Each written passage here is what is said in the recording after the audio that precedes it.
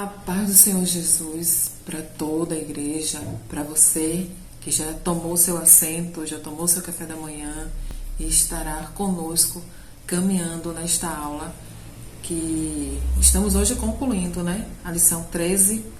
Estudamos o trimestre sobre Isaías e hoje, para concluir esse estudo, nós vamos estar falando no capítulo 13, que traz o título de Isaías, o Evangelho do Antigo Testamento.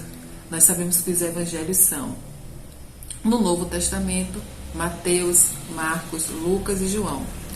Mas por que Isaías, né, ele recebeu esse título, o Evangelho do Antigo Testamento? Nós vamos estar vendo muitos versículos, então eu te convido a estar com a sua Bíblia, a fazer suas anotações e seguir conosco.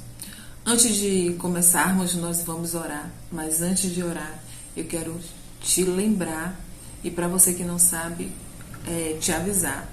Nós estamos com as nossas aulas presenciais também, aos domingos, então você que ainda não foi, passe aí a estar na comunhão dos irmãos. É muito bom essa ferramenta online, mas estamos começando, daqui a poucos dias, está aí nosso vizinho batendo as portas, o ano de 2022, e eu quero te convidar a estar a partir de janeiro conosco presencialmente para estar interagindo, né? Tirando as dúvidas, porque a escola bíblica dominical é uma interação, né?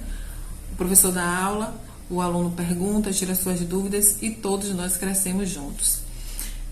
E agora vamos orar para dar início à nossa aula. Pai, eu quero te louvar, te exaltar por esse domingo, por essa manhã, depois dos festejos natalinos.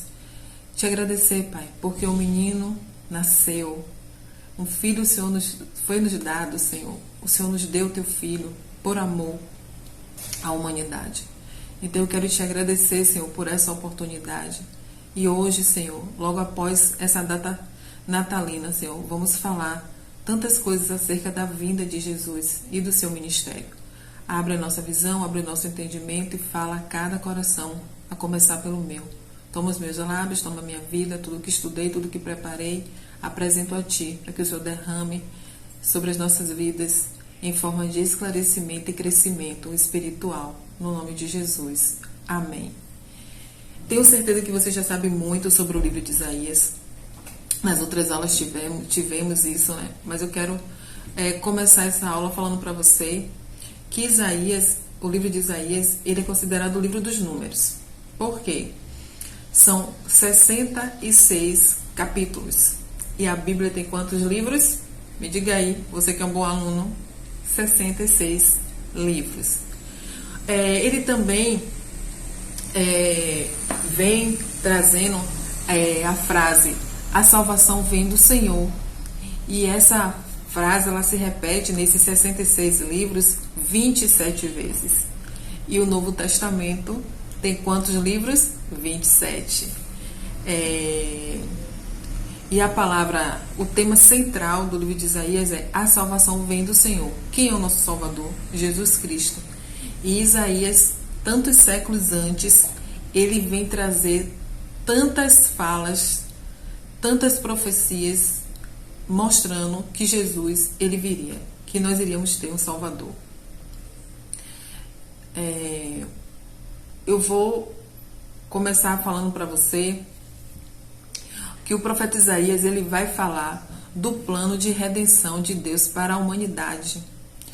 E esse plano de redenção de Deus para a humanidade, ele traz especificamente, ele tem que passar, né? A culminância dele tem que ser no nascimento de Jesus. Nós iremos estudar 7 passos importantes desse plano. Eu queria que você abrisse sua Bíblia comigo. A minha já está aqui aberta no notebook.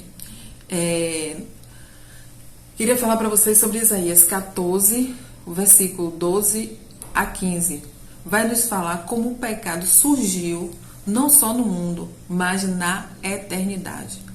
Para ter um Salvador, temos que ter um motivo. Por que Jesus viria para salvar a humanidade, né? Porque Isaías, ele vai falar que viria, não tinha vindo ainda. Nós estamos no Antigo Testamento. Então, o livro de Isaías, no capítulo 14, ele vai dizer assim, onde começou, onde se deu a origem do pecado. Como caíste desde o céu, ó Lúcifer, filho da alva, como foste cortado por terra, tu que deliberavas as nações.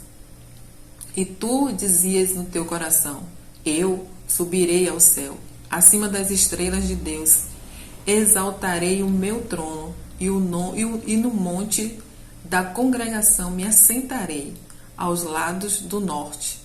Subirei sobre as alturas das nuvens e serei semelhante ao Altíssimo. Contudo, levado serás ao inferno, ao mais profundo do abismo. Esse texto está mostrando onde começou, onde surgiu o pecado. O pecado surgiu em Lúcifer. Nós já sabemos quem é Lúcifer, um anjo de luz. E por ele querer estar, ele ser igual a Deus, estar com seu trono acima de Deus, ele foi lançado fora dos céus. Então aqui mostra a rebelião, né? A rebelião de Lúcifer. Quando você chega em Gênesis 3, onde é a serpente, né, que é Satanás, que já está ali condenado, já perdeu toda a sua glória que tinha, todo o seu poder de luz benéfico. Ele agora usa todo o seu poder para a maldade e, sabendo que ele já está sentenciado, ele continua semeando, tentando semear a sua rebelião, a sua rebeldia, a sua desobediência. E aí, quando chega lá em Gênesis, nós já conhecemos a história. Eva peca, come o fruto proibido, dá a Adão, e isso tem chegado até a nós. Então era disso, é aqui que Isaías começa mostrando a origem do pecado. Já que estamos em pecado, já que estamos condenados, precisamos de alguém que venha nos salvar, né? Por isso que a salvação vem do Senhor. Por isso que o tema central do livro de Isaías vai estar em torno sempre dessa busca desse Salvador. O segundo ponto é: o caminho será preparado para que esse Salvador venha. Precisaríamos estar na plenitude dos tempos. O caminho precisaria ser preparado. E essa plenitude dos tempos, esse caminho a ser preparado, foi um caminho de diversas formas. Um caminho geográfico, um caminho político e um caminho espiritual. Aqui agora nós vamos ver em Isaías 40, abra sua Bíblia aí. Diz assim: a voz do que clama no deserto, preparai o caminho do Senhor, endireitai no ermo vereda ao nosso Deus. Isaías 40, versículo 3. Ele aqui está falando de quem? Quem foi que veio e endireitou as veredas? Então você vai observar aqui que João Batista, ele vem anunciar, depois de 400 anos de silêncio, sem profecia, sem palavra profética nenhuma, ele vem anunciando a vinda de Cristo, a vinda daquele que seria o Salvador. Mas isso já foi profetizado por Isaías, né? O livro de Isaías ele foi escrito 700 anos antes de Cristo. E eu acho bem interessante porque algumas pessoas dizem assim: o homem distorce a Bíblia, a Bíblia não é a palavra de Deus porque passou por muitas mãos. Mas geralmente as pessoas que trazem essa narrativa, eles não pararam para ouvir, para ler, para meditar, para pesquisar na Bíblia. Pega versículos soltos, textos fora de contexto, para dizer que a Bíblia não é Deus falando. Mas quando você começa a ler, a estudar, a fazer o que nós fazemos na igreja, né? A gente começa a perceber que não tem como homens em séculos e épocas diferentes, homens que nunca se conheceram, trazer as mesmas falas, as mesmas narrativas, e como nós estamos estudando aqui em Isaías, coisas que foram ditas há tanto tempo atrás, e chega no tempo oportuno, essa palavra se cumpre. Então, para a vinda de Jesus, nós sabemos que quando Maria engravidou, Isabel já estava grávida de João Batista 6 meses antes. E João Batista, ele fazia o quê? Ele anunciava que viria o Salvador. Ele preparava esse caminho. Mas lá atrás, em Isaías 40, versículo 3, ele já está profetizando, ele já está apontando que isso iria acontecer. Terceiro ponto é, quem é Jesus? Isaías estava dizendo, João estava dizendo que viria um Salvador, viria o Messias. Mas quem é esse Jesus? A origem de Jesus.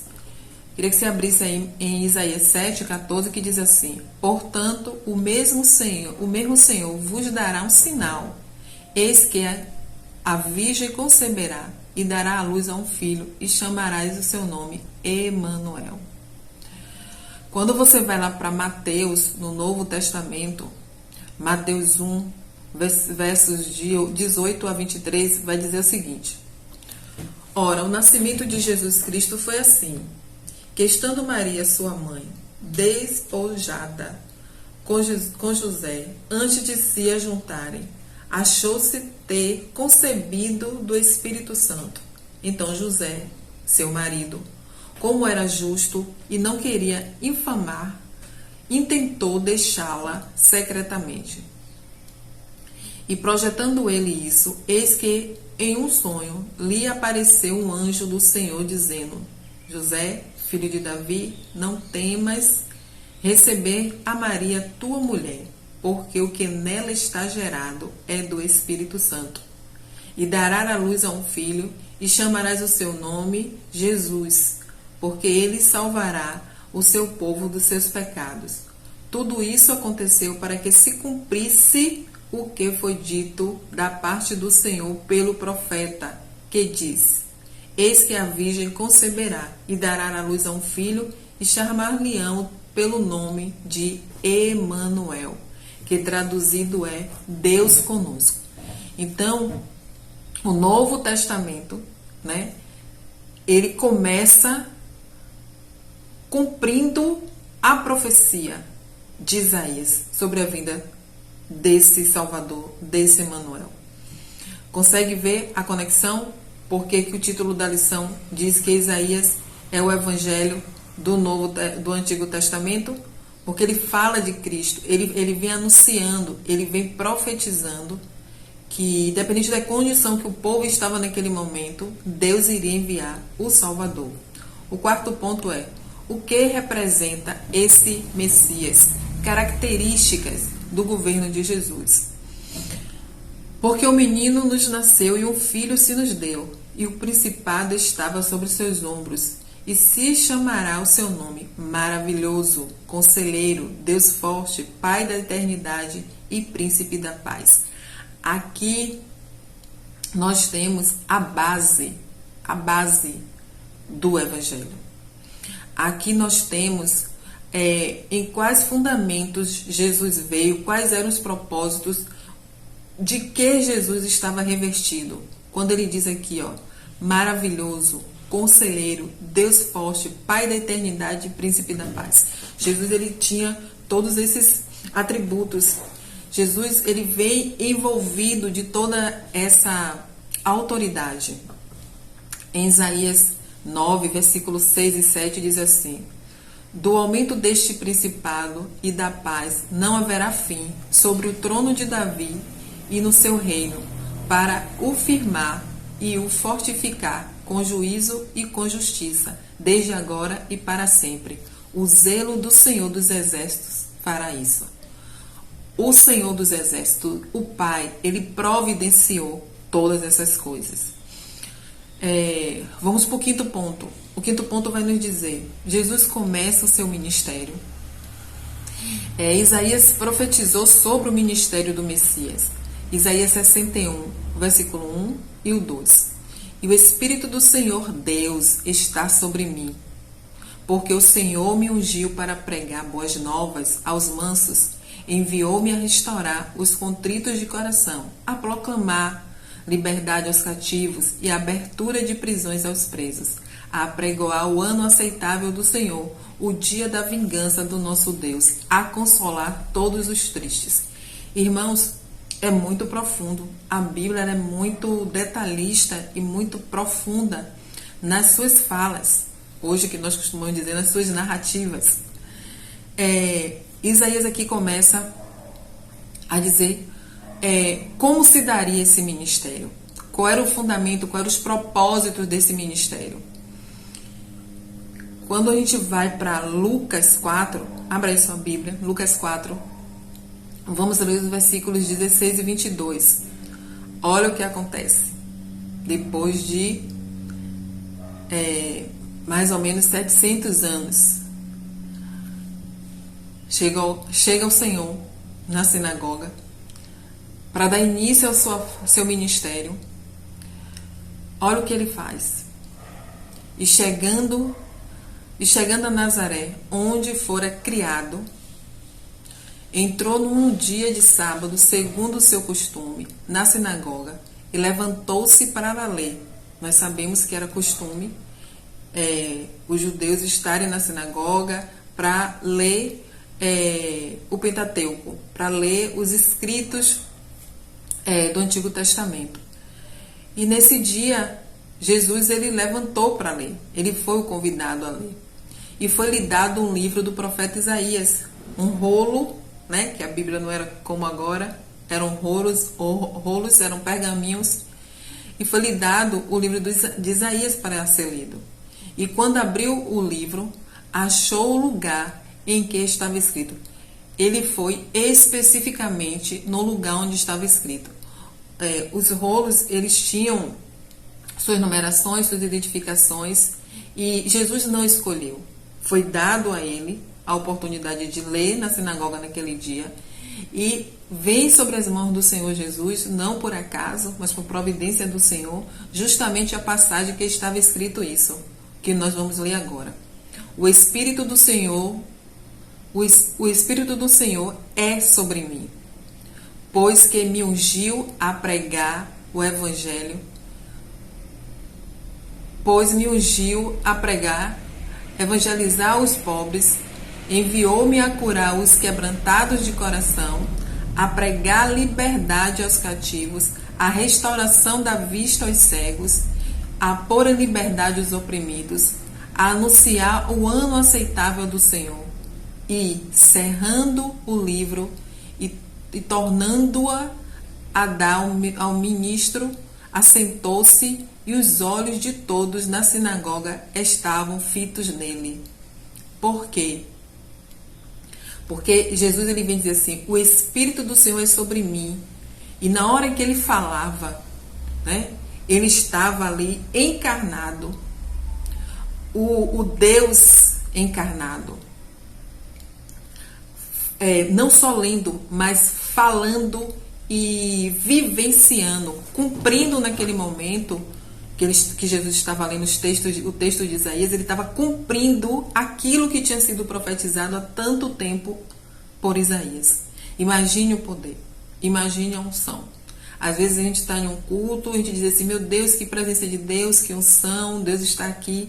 Agora imagine, volta lá, há mais de 2.000 anos atrás, quando Jesus pega esse rolo e começa a ler, e está falando sobre ele, e naquele momento aquela profecia está se cumprindo. Ele foi enviado e está ali naquele momento presente em carne e osso para cumprir essa profecia, né? O Espírito do Senhor é sobre mim, pois que me ungiu para evangelizar os pobres.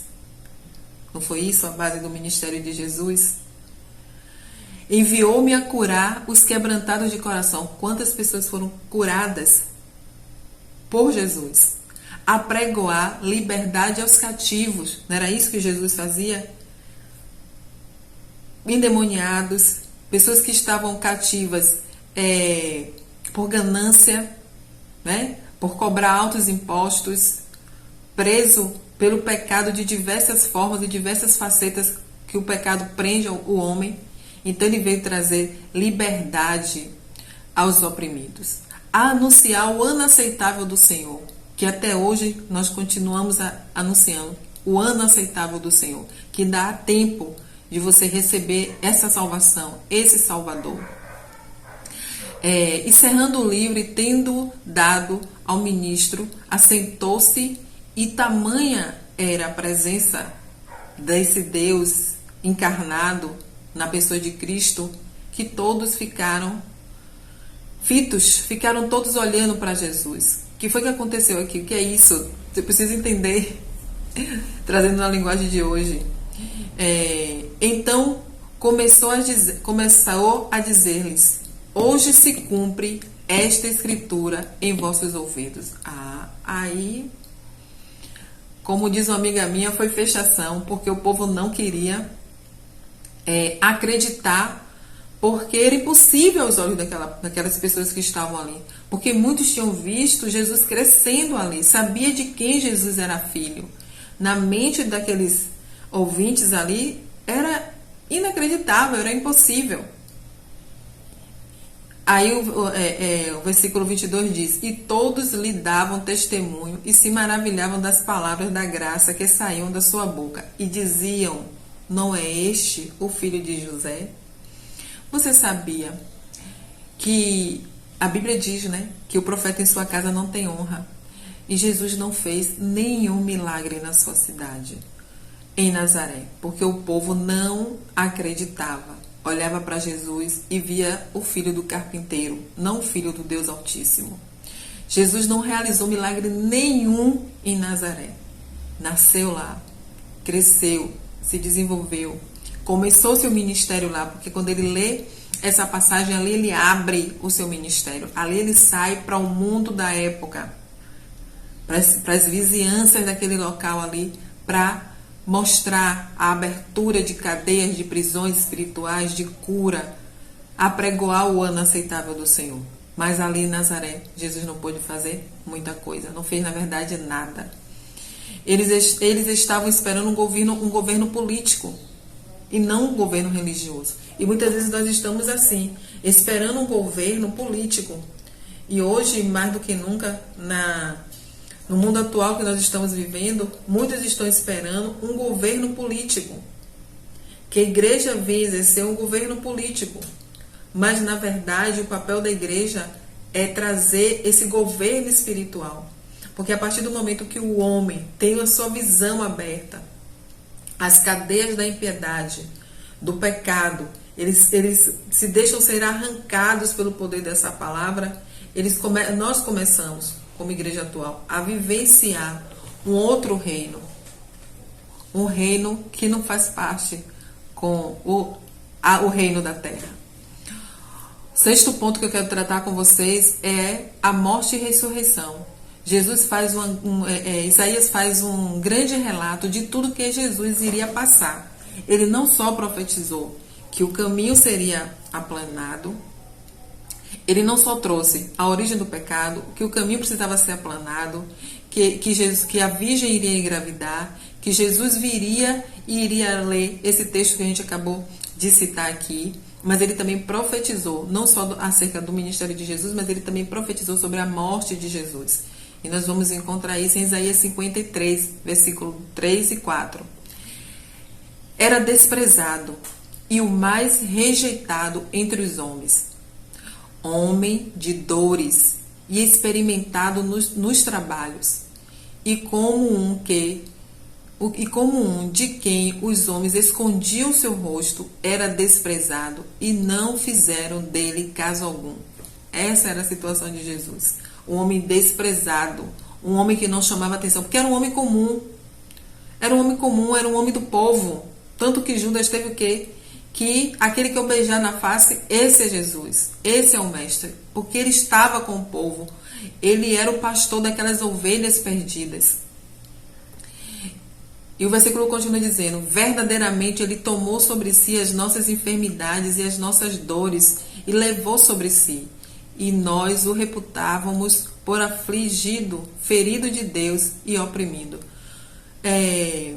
Jesus também era um homem rejeitado, um homem de dores, porque ele estava mostrando o exato momento da crucificação de Jesus.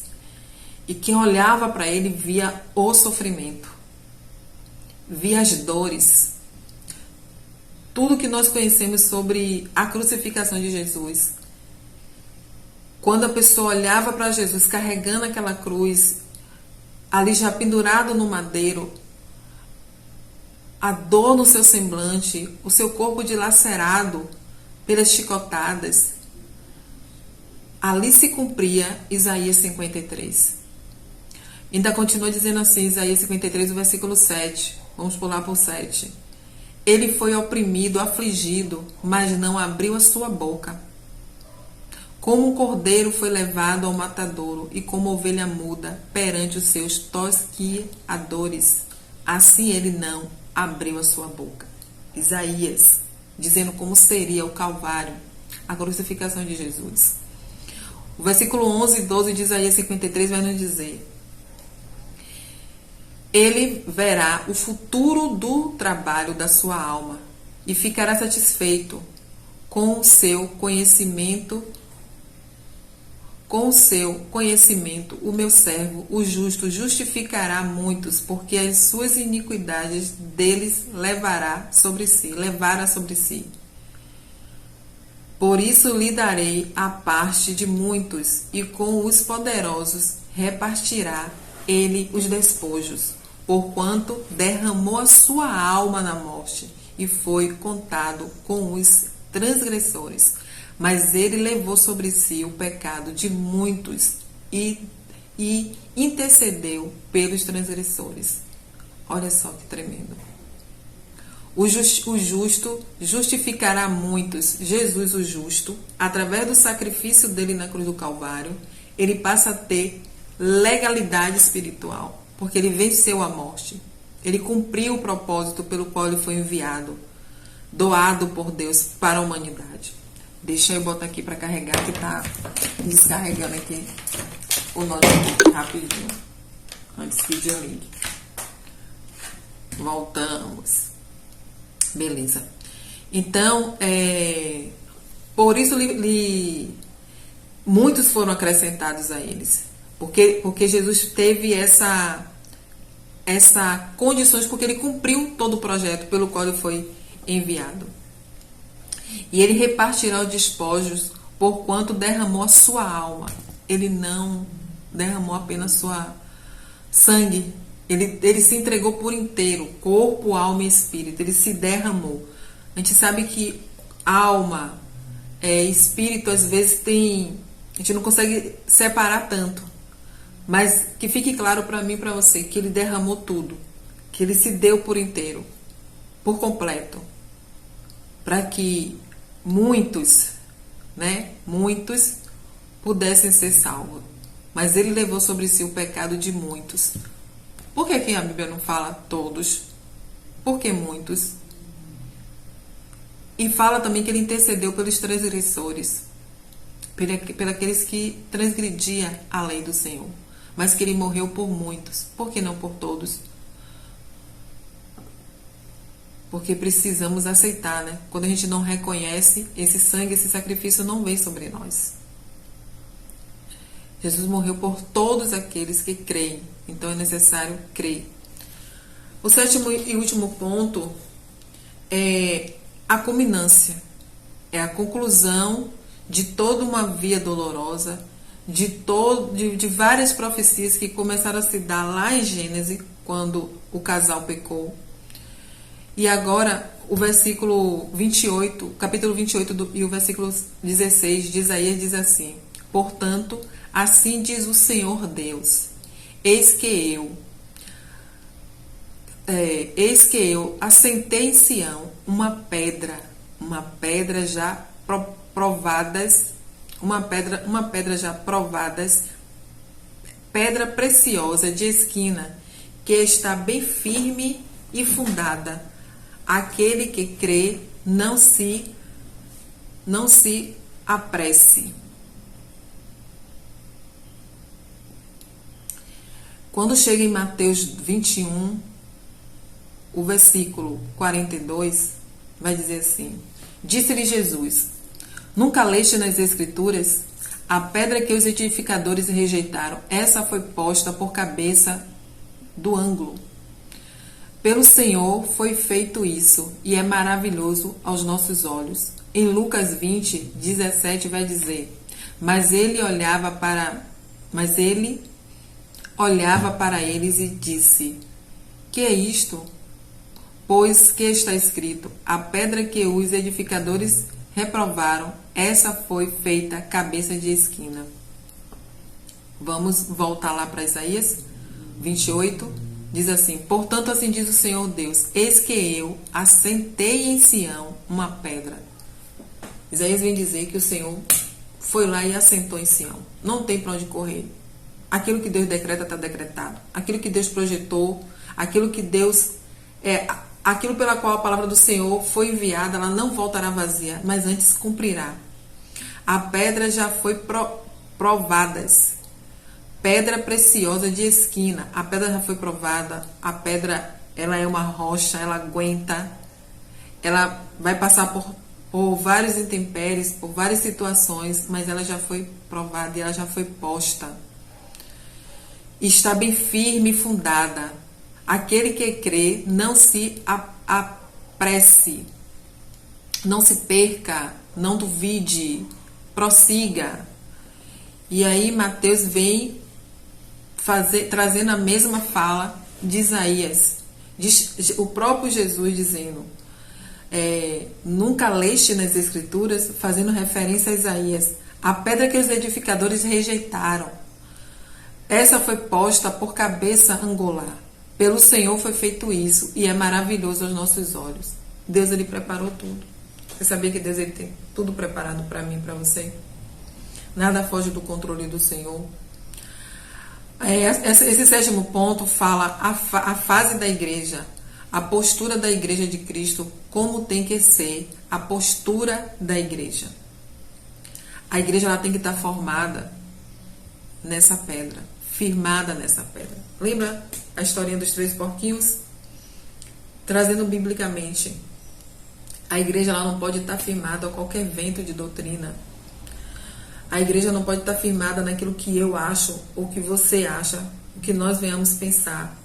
Mas a igreja, ela tem que estar firmada nos princípios, nos pilares de Cristo. Essa pedra é Cristo. E é nessa rocha que nós temos que firmar a nossa fé. A igreja somos nós. Por que você está em casa assistindo essa aula e daqui a pouco vai cultuar? Por quê? Porque você é igreja. A pandemia nos provou muito isso. Uma coisa é estarmos em comunhão no templo. Se faz necessário congregar, o aconchego de como brasas vivas estarmos juntos para nos mantermos fortes e firmes. A Bíblia vai dizer que reino dividido não subsistirá. Mas a igreja que Cristo vem buscar sou eu e você. E a minha vida, a vida da sua família, ela tem que estar firmada nessa rocha que é Cristo Jesus. Isaías 55, versículo 6 vai dizer: buscai o Senhor enquanto se pode achar, invocai-o enquanto está perto. Isaías 55, 11 diz: assim será a minha palavra que sair da minha boca. Ela não voltará para mim vazia, antes fará aquilo que me apraz e produzirá e prosperará naquilo pela qual foi enviada. O que Isaías profetizou prosperou naquilo pelo qual ela foi enviada, que foi o cumprimento da vinda de Cristo. Jesus, ele veio, ele morreu, ele sofreu, mas eu concluo aqui com você dizendo: ele ressuscitou. Ontem foi 25, né? Nós estávamos comemorando a vinda de Cristo, o cumprimento das escrituras de Isaías, do profeta messiânico. Só que essa criança, ela cresceu. E quando a gente lê que Jesus chega na sinagoga e ele toma o livro do profeta Isaías e diz que hoje se cumpre nele essa palavra, porque Jesus já era homem, não era mais menino. E como homem ele cumpriu tudo que foi proposto pelo Pai para que ele cumprisse e que já estava anunciado, pré-anunciado nas Escrituras através de Isaías. Só que Jesus, ele não ficou morto, ele venceu a morte. Ninguém o ressuscitou, ele ressuscitou. Ele ressuscitou Lázaro, No Antigo Testamento mostra o profeta que vai lá e ora pelo menino, se deita sobre o menino e traz o menino à vida. Alguém tem essa ação de trazer essa pessoa que estava morta a ressurgir, como o próprio Jesus para o esquife que já estava indo ali para ser sepultado. Ele diz: levanta, desperta, Tabita, toca no esquife e pede para aquele filho levantar, e devolve aquele filho à mãe, à viúva. Mas a ressurreição de Jesus Cristo se deu pelo poder do Espírito Santo. E ao ressuscitar, ele vence a morte e ele traz para nós, Igreja de Cristo, para a sua igreja, uma coisa chamada autoridade, identidade, autoridade, poder sobre o pecado. Eu e você comemoramos no dia 25 o nascimento de Jesus Cristo, mas precisamos ter na nossa mente que ele não é mais um menino. Ele é Senhor e está à direita de Deus Pai e continua intercedendo por nós. Mas ao subir aos céus, ele disse aos discípulos e a todos que estavam ali, que foram testemunhas oculares: eu vou, mas não vou deixar vocês órfãos. É necessário que eu vá para que o conselheiro venha. O Espírito Santo está na igreja. O Espírito Santo, ele está na terra através da Igreja de Cristo, para que continuemos a fazer aquilo que Jesus nos ensinou durante os 3 anos e pouco do seu ministério, a proclamar o ano aceitável do Senhor, a dizer que a salvação vem do Senhor, não vem da política, não vem da vacina, não vem das narrativas ideológicas, mas vem do Senhor. Está se aproximando um novo ano e as nossas esperanças, elas se renovam, mas as nossas esperanças têm que estar renovadas no Senhor. Tempos difíceis estamos passando e tempos difíceis virão. Ah, Cláudia, por que você está dizendo isso? Tem que trazer uma palavra de esperança. Mas eu estou lhe trazendo uma palavra de esperança.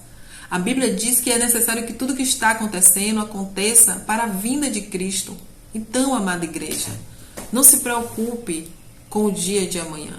Se preocupe em manter as vestes limpas. Se preocupe em viver verdadeiramente essa palavra. Porque quando você estuda um livro como o de Isaías, onde ele passa por 4 reis, e ele fala, e ele mostra o pecado, ele mostra o erro, e as coisas se cumprem, e você percebe que tudo que Isaías falou acerca de Jesus se cumpre. Eu quero te dizer que assim como Jesus, quando leu as Escrituras, disse que estava se cumprindo naquele dia, através da vida dele, essa palavra, eu quero te dizer também que nós estamos vivendo na plenitude dos tempos. O caminho está sendo preparado para a chegada de Cristo, a segunda vinda de Cristo.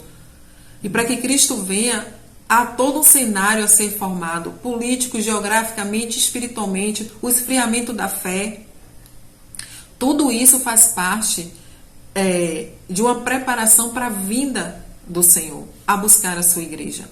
Assim como se cumpriu que ele viria em carne e que ele iria padecer, mas que ele iria morrer, vai se cumprir também a palavra de Jesus, que Jesus também era profeta, não era só pastor.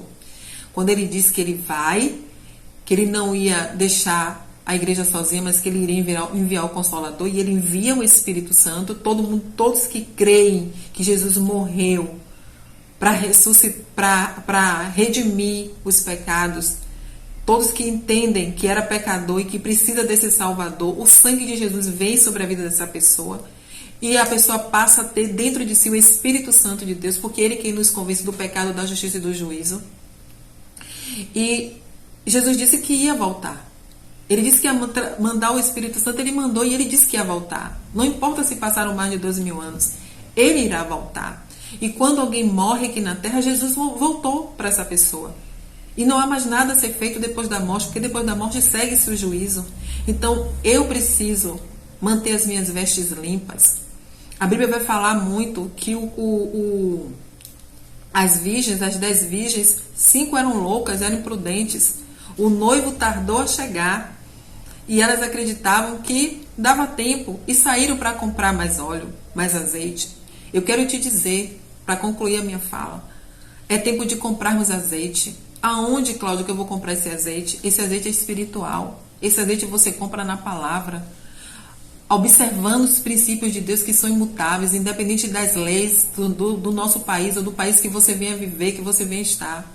Os princípios de Deus são inegociáveis e se cumprem na íntegra. Se você acreditar, vai se cumprir. Se você não acreditar, vai se cumprir do mesmo jeito, porque Ele é Deus, porque Ele é soberano.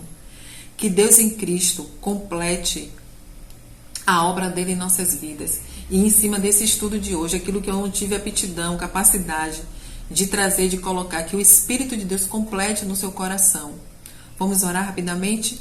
Pai, eu quero te louvar, porque Jesus nasceu, comemoramos ontem, mas ele não é mais uma criança. Ele voltou ao seu lugar de origem. Ele está à direita do Pai e agora revestido de autoridade, não que ele não tinha, mas a legalidade por ter vindo e ter tomado da mão de Satanás toda a legalidade, toda cédula de acusação que ele tinha por termos dado a brecha para que o pecado entrasse nas nossas vidas através do casal. Pai, eu quero te agradecer por esse privilégio, por esse momento e te pedir, Espírito Santo, completa a obra em nossas vidas. Segue com o culto a Ti, Senhor. Fala conosco. Nos dá um domingo, Senhor, de reflexão e de paz. Em nome de Jesus que eu oro. Amém. Que Deus em Cristo continue nos abençoando. Fica com Deus. Fica na graça. Fica na fé de Cristo. Amém.